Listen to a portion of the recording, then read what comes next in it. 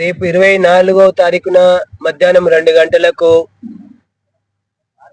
బాలాపూర్ కేంద్రంలో అయితే భాగ్యనగర గణేష ఉత్సవాలకు ఒక మూల విరాట్గా ఉన్నటువంటి బాలాపూర్ గణేష ఉత్సవాలు అయితే కొనసాగుతాయో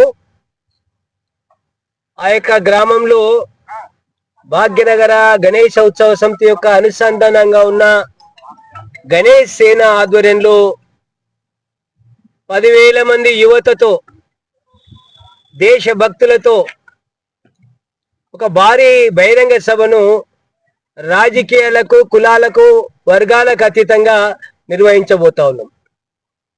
ఈ యొక్క బహిరంగ సభలో అనేక మంది సాధు సంతులు దేశభక్తులు తల్లి భారతి ముద్దుబిడ్డలుగా ఉన్నటువంటి అనేక మంది ప్రముఖులు ఈ యొక్క కార్యక్రమంలో వేదికలో పాలుపంచుకోబోతా ఉన్నారు. ముఖ్య అతిథిగా సాధ్వి రితంబర విశ్వ హిందూ పరిషత్తు అగ్ర నాయకురాలు ఈ యొక్క దేశ ప్రజలకు ఒక స్ఫూర్తిదాత వారు వచ్చే అవకాశం ఉంది.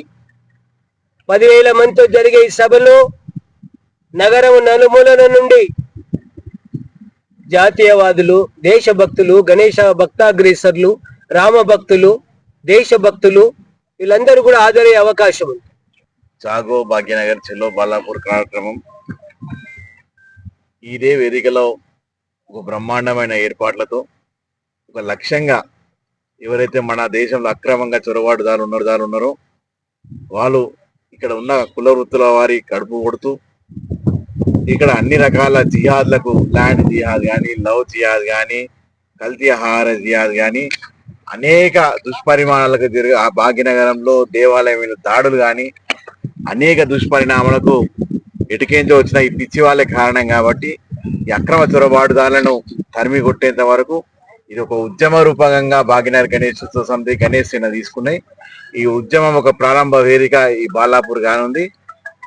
వీళ్ళనందరినీ కూడా హైదరాబాద్ భాగ్యనగర్ నుండి తరలించే వరకు కూడా ఇది ఒక ఉప్పెన లేచి వాళ్ళని తరిమి కొట్టేదాకా మా ఉద్యమం కొనసాగుతుంది. బాలాపూర్లో పెద్ద ఎత్తున జన సమీకరణ చేసి ఒక కార్యక్రమాన్ని తీసుకోబోతున్నాం. ఇది బంగ్లాదేశ్ రోహింగ్యన్ల గురించి మయన్మార్కి వెళ్ళి వచ్చిన బర్మాకి వెళ్ళి వచ్చిన ముస్లింలు ఎవరైతే ఉన్నారో ఈ చుట్టుపక్కల బాలాపూర్ చుట్టుపక్కల నివసిస్తున్నారు. కొన్ని లక్షల మంది అఫీషియల్ గానే వీళ్ళకు అఫీషియల్ సంఖ్యనే ఇది 2 లక్షల మంది.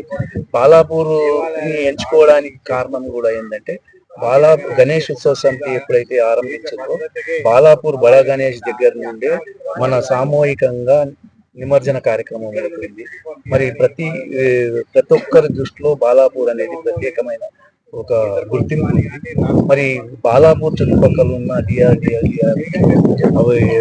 డిఫెన్స్ కి సంబంధించిన ఏవైతే కంపెనీస్ ఉన్నాయో ఆ కంపెనీస్ చుట్టుపక్కల కూడా మన దేశం కాకుండా వేరే దేశాలు వచ్చి ఉన్నారంటే అది ప్రమాదానికి ఒక సంకేతం.